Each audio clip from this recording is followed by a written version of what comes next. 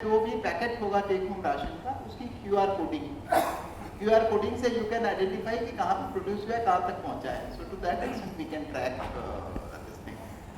Quality के लिए अभी तक कोई इंस्टीट्यूशनलाइज मैकेनिज्म नहीं था. Now food safety and standard authority के 109 के करीब लैब हैं पूरी कंट्री में, और जो भी हम खाना देंगे भारत सरकार NFSA रूल्स के हिसाब से स्पेसिफाई कर देती है कि ये इतना क्वांटम होना चाहिए, इतना कैलोरी होना चाहिए, इतना प्रोटीन होना चाहिए.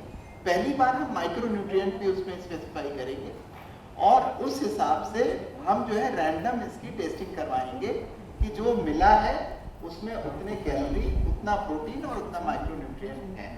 ये सब चीज़ें पहले के सिस्टम में नहीं थी, क्योंकि टेक्नोलॉजी इस बीच में बहुत डेवलप कर गई. तो अब हम टेक्नोलॉजी का सहयोग लेके इसको जो है अपनी तरफ से फूड प्रूफ बनाने की कोशिश. सर पोषण 2.0 में क्या नया मिलेगा क्या? अभी तक जैसे था कि फोकस हमारा होता था केवल कैलोरी और प्रोटीन पे. पोषण 2.0 पे जो फोकस है, एक तरह से देखिए कि हम अपने रूट्स में जा रहे हैं. डाइटरी डाइवर्सिटी बहुत इंपॉर्टेंट है. आप कितने भी वो हो, रोज अगर आप चावल दाल खाते रहें तो कुछ चीज़ों में आप ठीक रहेंगे, बाकी में आपकी डिफिशियंसी हो जाएगी. तो डाइटरी डाइवर्सिटी, लोकल फूड. आप देखिए कहीं का भी लोकल फूड होता है. पहले जब था तो लोगों को इतनी बीमारियां नहीं होती थी, क्योंकि लोकली जो ग्रो होता था वो खाते थे, उस सीजन में खाते थे. अब हम लोग का क्या है कि पैसा ज़्यादा है, गर्मी में जो है हम गोभी खाएंगे. गोभी खाने का टाइम जो है आप देखिए जो है विंटर में आती है कहीं भी जो है नॉर्मली इस तरह का.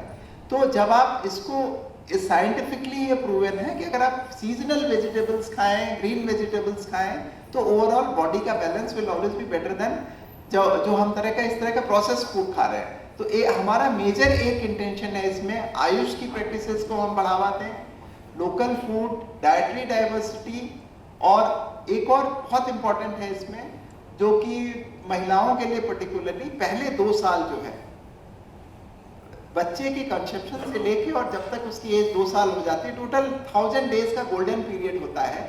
इस पीरियड में 80% ब्रेन डेवलपमेंट होता है. इस पीरियड में पहले 6 महीने में अगर महिलाएं एक्सक्लूसिव ब्रेस्ट फीडिंग करें और उसके बाद सप्लीमेंट्री फूड दिया जाता है 6 महीने के बाद में, उसके साथ साथ कुछ खिचड़ी वगैरह ऐड किया जाता है. तो ये सब चीज़ें हमें उसमें लोगों को समझाना है, उनका बिहेवियर चेंज कराना है.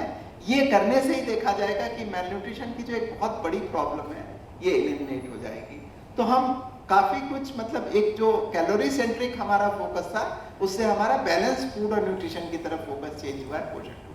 अभी तक हमारे पास किसी भी प्रदेश में किसी भी आंगनबाड़ी का ये नहीं था कि इस आंगनबाड़ी में कितने बच्चे ठीक हैं, कितने मैलन्यूट्रिशन.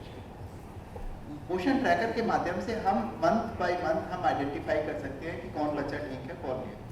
पिछले 2 महीनों में जैसे मैं आपको बता दूं, फरवरी में करीब 1 करोड़ बच्चों का मेजरमेंट किया गया था. 1 करोड़ में से हमारे डाटा के हिसाब से केवल 7% बच्चे मैलन्यूट्रिशन निकले थे, जबकि NFHS उसको 19% शो करता है.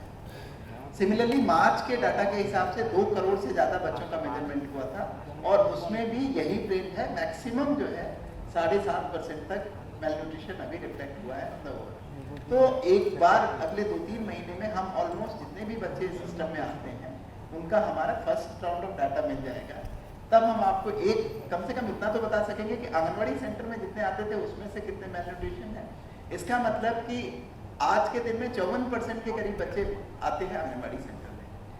तब अगर हमारा आंगनबाड़ी का नंबर फ्रीज हो जाएगा तो पता चलेगा कि मेजर पोर्शन की प्रॉब्लम जो है वो आंगनबाड़ी में नहीं है, बल्कि वो आउटसाइड द सिस्टम है. जो बच्चे नहीं आते हैं, जो नहीं आते हैं उसमें देखा जाए 2 तरह के हैं. एक तो गाँव में जो लोग वेल टू डू हैं उनके बच्चे नहीं आते हैं आंगनबाड़ी में, एंड इसमें कोई पोषण या नॉलेज की बात नहीं है, उसमें केवल एक प्रेस्टीज की, स्टेटस की बात होती है. ऐसा नहीं है कि उन्हें बहुत अच्छा खाना मिल रहा हो. प्रॉब्ली अवेयरनेस नहीं है पोषण के बारे में. वही हम पोषण 2.0 से करना चाह रहे हैं ताकि अवेयरनेस हर आदमी तक पहुंचे. जो आदमी अफोर्ड कर सकता है उसको अवेयरनेस होनी चाहिए कि क्या खाना है, और जो नहीं अफोर्ड कर पाएगा उसको जो है गवर्नमेंट रहे वहाँ पे कि हम उसको जो है प्रॉपर इस तरह से सप्लीमेंट्री न्यूट्रिशन. तो एक बार जब हमारा क्लियर हो जाएगी पिक्चर, देन हम अपनी पॉलिसीज को भी उसी हिसाब से ट्यून कर पाएंगे कि जो बच्चे आउटसाइड द सिस्टम है इनको कैसे हम सिस्टम में लाएं और इनको हम नॉर्मल कैसे. गाँव में भी होता है कि बच्चों को हम प्राइवेट स्कूल में भेजें. उसमें प्राइवेट स्कूल में जाने से क्या होता है कि उनको पोषण तो नहीं मिल रहा है और पता नहीं किस तरह की मतलब एजुकेशन भी मिल रही है, उसके बारे में भी कोई क्लैरिटी नहीं है। तो अगर हम एक बार आंगनबाड़ी सिस्टम को अपने अपग्रेड कर लेंगे तो बच्चे जो है और ज़्यादा अट्रैक्ट, ये एक बहुत